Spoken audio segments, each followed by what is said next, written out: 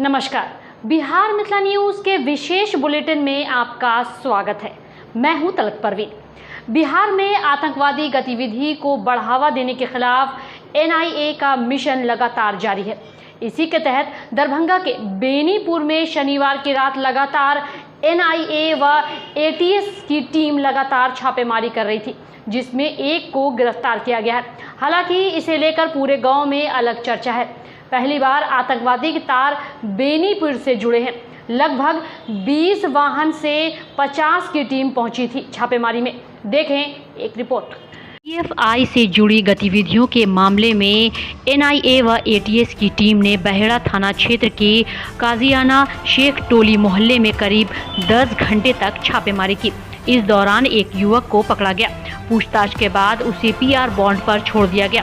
आपको बता दें कि एनआईए व एटीएस की टीम शनिवार की रात करीब 2 बजे 20 वाहनों से काजियाना पहुंची। टीम में 50 से अधिक अधिकारी शामिल थे। इस दौरान 3 लोगों के घर पर छापेमारी की गई।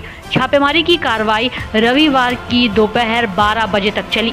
पकड़ा गया युवक हबीबुल्लाह का पुत्र समीउल्लाह है। वह यहां अपने ननिहाल काजियाना शेख टोली में था। समीउल्लाह पटना के फुलवारी में रहकर पढ़ाई करता था। बताया जाता है कि वह अरबी भाषा का ट्रांसलेटर है।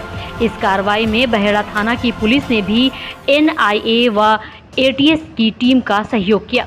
एनआईए व एटीएस टीम से सबसे पहले काजियाना मोहल्ले में मोहम्मद यासिम के घर पर छापेमारी की। इसके बाद हबीबुल्लाह का छोटा बाजार स्थित घर पर छापेमारी की।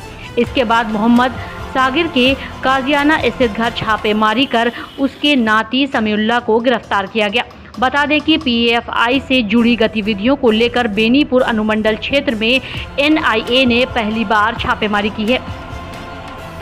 इससे पूर्व एनआईए की टीम पीएफआई की गतिविधियों को लेकर लहरियासराय और सिंहवाड़ा थाने के शंकरपुर में कई बार छापेमारी कर चुकी है।